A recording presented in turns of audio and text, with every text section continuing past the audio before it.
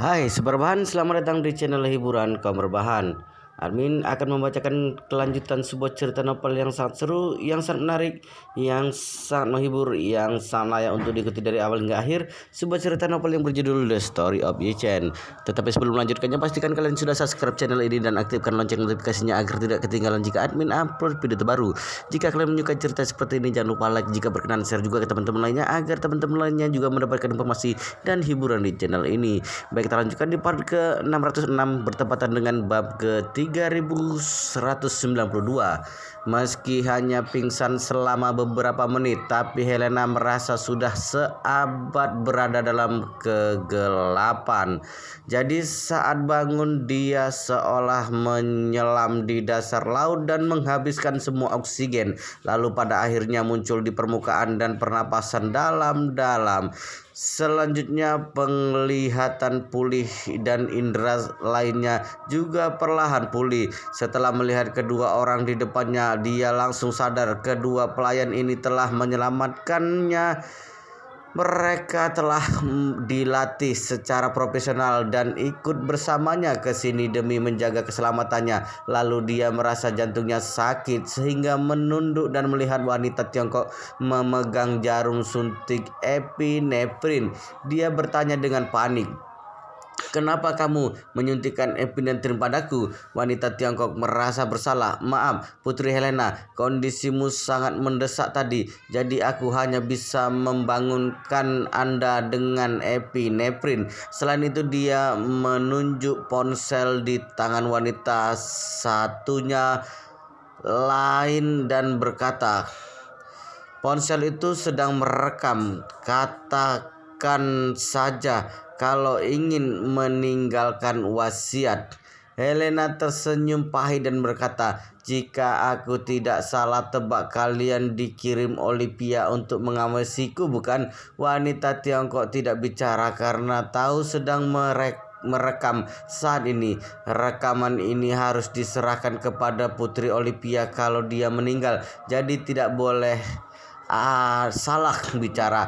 Helena menggelengkan kepala saat melihat mereka terdiam dan berkata dengan lemah, "Sebenarnya aku tidak menyalahkan kalian. Mungkin aku sudah mati kalau tidak disuntik epinefrin sehingga tidak ada kesempatan untuk meninggalkan kata terakhir. Aku harus berterima kasih kepada kalian." Wanita Tiongkok menunduk dengan sedih. Dia tidak berani menatap Helena. Pada saat ini Helena melihat ke arah kamera dan berkata, "Olivia, tidak tahu kenapa kamu berubah menjadi seperti ini. Tapi aku mohon mengingat aku akan segera pergi untuk membiarkan ibuku hidup. Jika tidak, aku tetap tidak akan melepaskanmu meski sudah menjadi hantu." Dia baru selesai berkata dan merasakan detak jantungnya bertambah kencang. Efek samping epinefrin mulai beraksi. Dia menahan dadanya dan bisa merasakan jantungnya berdetak kencang. Bukan hanya terasa sakit, telapak tangannya juga mati rasa. Tepat pada saat ini ambulans tiba. Yipeng berteriak di luar, "Ambulans sudah tiba. Cepat buka pintu." Wanita Tiongkok baru mengambil jubah mandi untuk menutupi Helena dan wanita Eropa Utara menghentikan rekamannya. Helena berkata lemah saat ini, "Aku ingin meminta satu bantuan lagi. Jangan biarkan mereka masuk. Aku sudah disuntik epinefrin sehingga akan mengalami gagal jantung dan tidak bisa diselamatkan lagi. Lebih baik biarkan aku menghabiskan waktu terakhirku dengan tenang di sini." Wanita Tiongkok buru-buru berkata, "Tuan Putri, Anda akan dirawat di rumah sakit. Mungkin dokter bisa memperpanjang nyawa Anda." Helena tersenyum kecut. "Mungkin hanya bisa memperpanjang selama sehari atau belasan jam. Tidak ada artinya. Aku tidak mau seluruh tubuhku dipenuhi selang demi belasan jam. Itu lebih baik mati dengan baik." Kedua wanita melihatnya dan wanita Tiongkok berkata, "Tuan Putri, Anda tetap jangan menyerah meski hanya ada sedikit harapan." Setelah itu dia segera berdiri dan membuka pintu.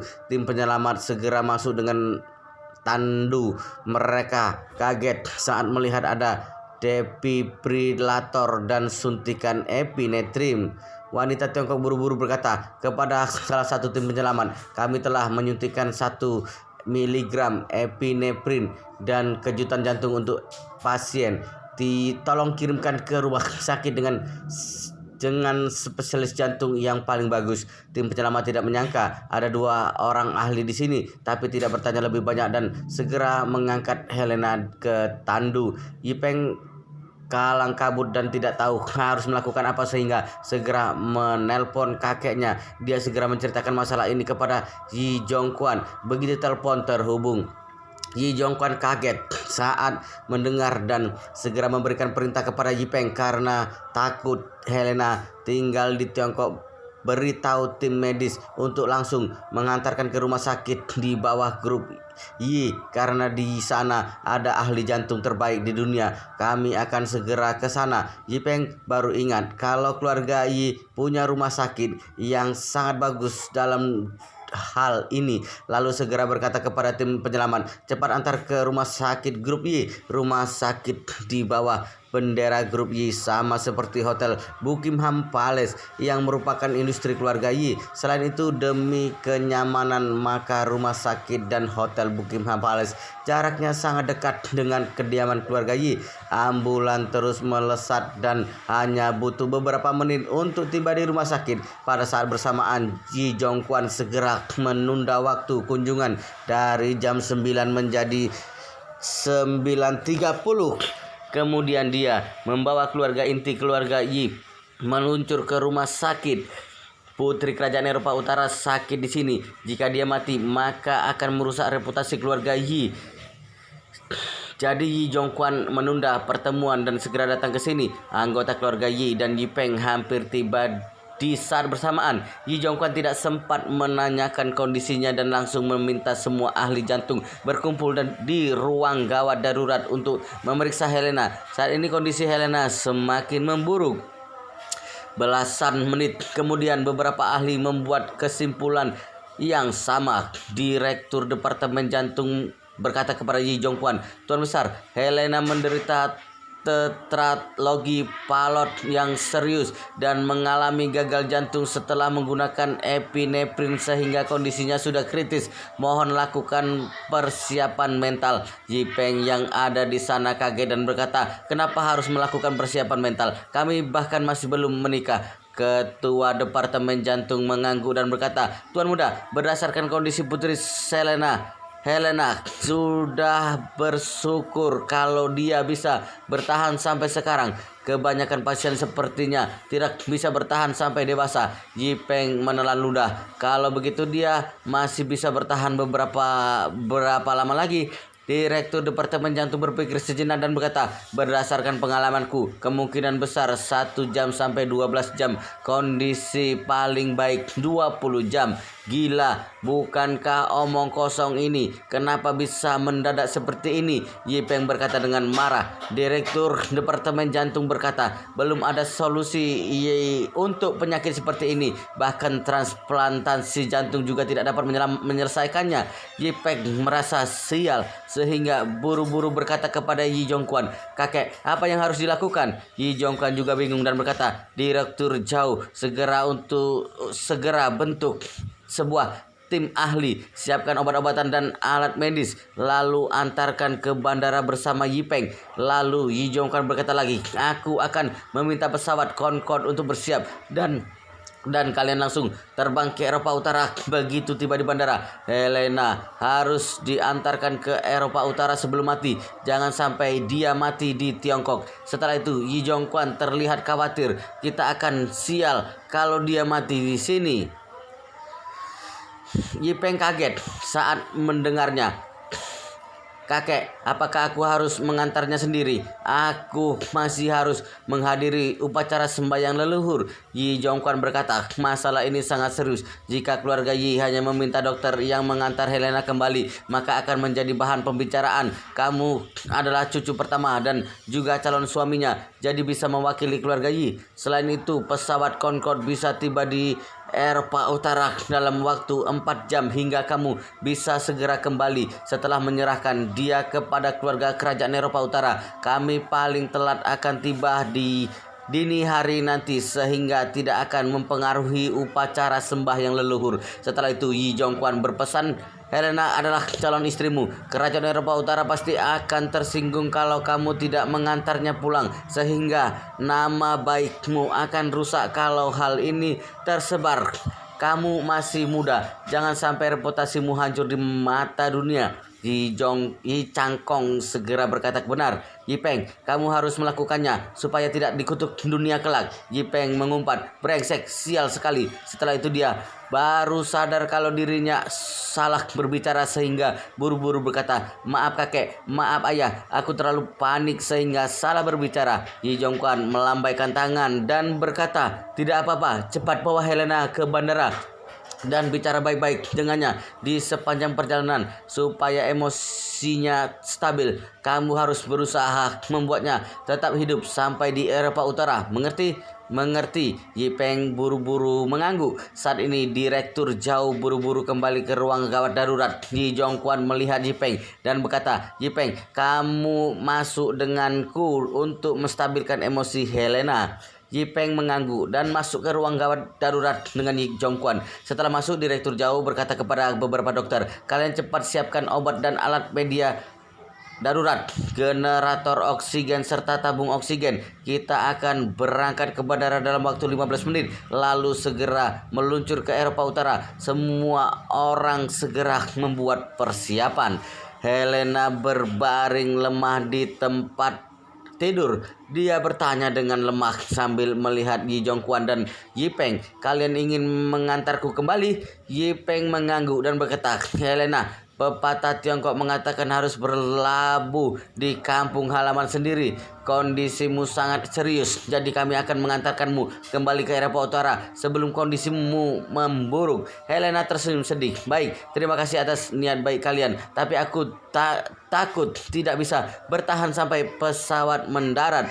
Yi Peng panik saat mendengarnya. Jadi Helena tidak bisa bertahan sampai di Eropa Utara dan meninggal di pesawat. Masalah ini juga menjadi tanggung jawab keluarga Yi. Yi Jongquan juga berpikir seperti itu. Masalahnya menjadi lebih mudah kalau Helena hanya putri keluarga besar. Karena itu harus kedua keluarga. Tapi Helena adalah putri Eropa Utara. Meskipun keluarga kerajaan sudah tidak punya kuasa politik, tapi mereka tidak sepenuhnya lepas dari faktor politik.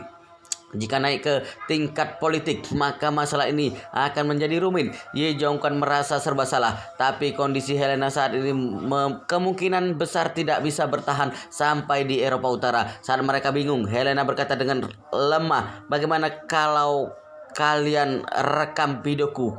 Aku akan menjelaskan semuanya di dalam video. Kalau kematianku karena penyakit bawaan tidak ada hubungannya dengan keluarga Yi. Jika seperti ini kalian tidak perlu buru-buru mengantarku ke bandara. Yi Peng yang takut reputasinya rusak kelak berkata dengan senang, aduh Helena, kami bukan bermaksud seperti itu, tapi hanya ingin mengantarmu kembali ke negaramu sendiri dan tidak mempunyai penyesalan. Meski dia berkata seperti itu, tapi tangannya sudah mengeluarkan ponsel dan membuka kamera serta berkata, tapi baik juga seperti ini supaya orang-orang tidak salah paham. Mohon kamu jelaskan kepada mereka. Helena tidak merasa heran dengan apa yang dilakukan Yi Peng, maka berkata di kamera dengan susah payah, Halo, aku Helena. Sejak lahir aku telah menderita penyakit jantung bawaan. Penyakitku tiba-tiba kambuh saat ini dan mungkin sulit untuk melewatinya. Semoga orang yang melihat video ini tidak menyalahkan siapapun. Saat mendengarnya, Yipeng dan Yi Jongquan bernapas lega di saat bersamaan. Pada saat ini mata Helena memerah dan berkata dengan serius, "Selain itu, aku mohon semua orang menyelamatkan ibuku. Dia sedang ditahan oleh Putri Olympia dari keluarga kerajaan Eropa Utara." Kemudian Helena sangat emosi. "Demi membuatku menjalin pernikahan dengan keluarga Yi, Olympia memintaku mendapatkan dana dari keluarga Yi dan sengaja menahan ibuku dan memakai nyawa ibuku untuk mengancamku. Aku harap setelah Olympia melihat video ini bisa melepaskan ibuku. Pada saat bersamaan aku mohon pemerintah Eropa Utara menjamin keselamatan ibuku." Setelah itu Helena semakin emosi dan berkata tajam, "Aku harap setelah aku mati, pemerintah Eropa Utara bisa memeriksa kejahatan Olympia secara seksama. Wanita jahat sepertinya tidak boleh berkeliaran sembarangan di luar, juga tidak bisa dinobatkan sebagai Ratu Eropa Utara. Berikutnya, dia harus dipenjara dan dikutuk seluruh dunia." Emosi Helena bergejolak, bahkan tubuhnya bergetar sehingga Yipeng buru-buru menenangkannya. "Helena, tenang dulu. Kesehatanmu yang paling penting saat ini."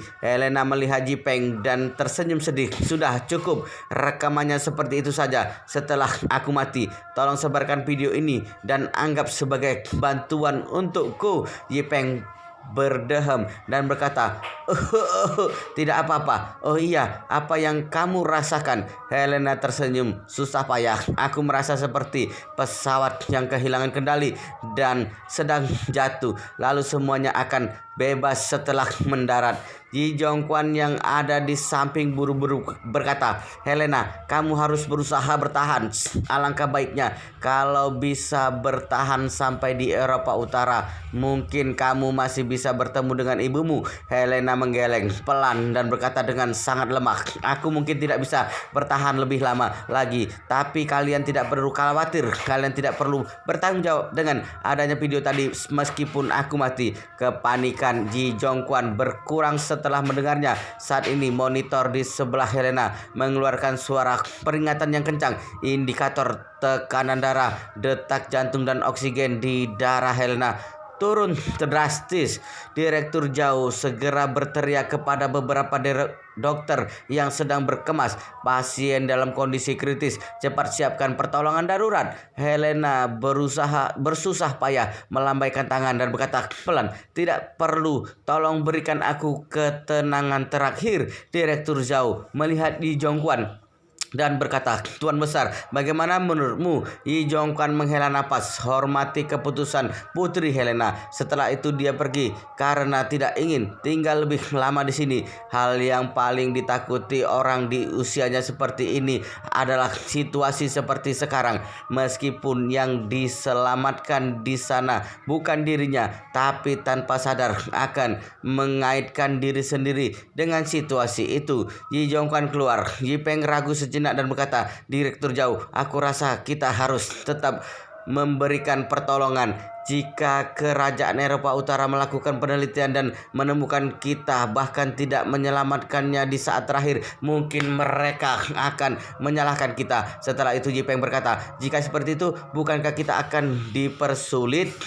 Direktur segera berkata karena perintah Yipeng berbeda dengan Yi Jongquan. "Tuan Muda, apakah kita perlu menanyakannya dulu kepada Tuan Besar?" "Tidak perlu, cepat lakukan penyelamatan di tempat. Aku akan bertanggung jawab kalau kakek menyalahkan kalian." Direktur Zhao teringat dengan kata-kata Yipeng yang mengatakan mereka akan disalahkan kalau tidak menyelamatkannya, sehingga segera berkata, "Baik Tuan Muda, kami akan segera melakukan penyelamatan." Helena melihat Yipeng dengan dingin dan ingin memarahinya, tapi tidak jadi. Dia tahu kalau Yipeng ingin tidak terlibat dengan kematiannya dan tidak ingin disalahkan meskipun dia mencibir sifat kemanusiaan Yipeng, tapi bisa mengerti karena dirinya sendiri yang membohongi mereka terlebih dahulu. Saat memikirkan ini dia mengeluh dalam hati, salahkan diriku sendiri jika bukan karena Yichen, adik Yipeng itu yang membongkar semua ini. Aku mungkin masih membohongi Yipeng dan anggota keluarga Yi lainnya, jadi aku pantas mendapatkannya. Jadi dia pasrah dan berpikir dalam hati, biarkan saja jika mereka ingin berpura-pura menyelamatkanku, anggap saja aku membayar kesalahanku kepada keluarga Yi saat menderita selama diselamatkan. Yipeng merasa takut melihat tatapan putus asa Helena sehingga buru-buru berkata kepada Direktur Zhao itu, kalian selamatkan dia. Aku yang tidak bisa apa-apa menunggu di luar saja. Direktur Zhao mengangguk dan berkata, Tuan Muda, tunggu di luar dulu. Baik, Yipeng menjawab dan berbalik ke arah luar. Dokter lainnya segera mendekat untuk melakukan penyelamatan. Begitu Yipeng pergi, Helena tidak mengatakan apa-apa dan melihat langit-langit dengan diam sambil menunggu kedatangan kematian. Dia tahu kalau pasien kritis yang diselamatkan akan menderita banyak kesiksaan, jadi hanya bisa berdoa kalau semua ini segera berakhir. Saat ini entah kenapa Helena tiba-tiba mengingat pertemuannya dengan Yichen. Dia mengingat tatapan dan saat Yichen memegang tangannya serta berkata-kata. Saat ini dia tiba-tiba ingat perintah Yichen padanya saat itu, meski terdengar sangat tidak masuk akal dan bahkan tidak bisa dibuktikan secara ilmiah. Dia bilang, kalau jantungku tidak bisa tidak bisa sanggup lagi, maka memintaku menggigit jari tengah tangan kananku. Apakah cara ini benar-benar bisa berhasil? Dia melihat dokter telah menyiapkan defibrilator, epinefrin dan berbagai alat bantuan darurat. Helena tahu meskipun kata-kata Yichen tidak masuk akal, tapi itu adalah harapan terakhirnya. Jadi dia mengangkat tangannya dengan susah payah dan memasukkan jari tangan kanannya ke mulut dengan harapan terakhir. Helena menggigit jari tangan dengan jari tengah tangan kanannya. Rasa sakit membuat dia mengerutkan keningnya. Seorang dokter melihatnya dan berkata, Direktur Zhao, pasien sedang menggigit jarinya sendiri. Direktur Zhao yang bersiap melakukan penyelamatan padanya dan melihat Helena menggigit jarinya dengan kuat sehingga buru-buru berkata kepada dokter lainnya, mungkin pasien mengalami halusinasi sebelum kematian. Biarkan saja selama tidak menggigit lidahnya. Cepat lakukan penyelamatan. Saat itu Helena hanya merasa sebuah energi hangat tiba-tiba mengalir dari jari tengah ke jantungnya sendiri. Kecepatan transmisi energi semacam ini sangat luar biasa, sama seperti orang yang hampir dehidrasi karena cuaca panas, lalu tiba-tiba meminum Coca-Cola meski hanya seteguk, tapi langsung menembus jiwa. Selanjutnya jantungnya yang sudah hampir berhenti berdetak menjadi penuh energi saat ini, sama seperti mobil listrik yang hampir kehabisan listrik, lalu tiba-tiba diganti dengan baterai yang terisi penuh dan penuh energi. Perasaan seperti ini membuat Helena merasakan perubahan. Bersambung guys. Wow, sangat seru sekali ceritanya, sangat menarik, sangat menghibur, sangat membuat kita penasaran jika tidak mengetahui cerita kelanjutannya. Tetapi sepertinya di bab ini sampai di sini dulu dan kita akan lanjutkan di bab berikutnya di video selanjutnya. Pastikan kalian sudah subscribe channel ini dan aktifkan lonceng notifikasinya agar tidak ketinggalan jika admin upload video terbaru. Jika kalian menyukai cerita seperti ini, jangan lupa like. Jika berkenan, share juga ke teman-teman lainnya agar teman-teman lainnya juga mendapatkan informasi dan hiburan di channel ini. Baik, kita stop dulu dan kita akan lanjutkan di bab berikutnya di video selanjutnya.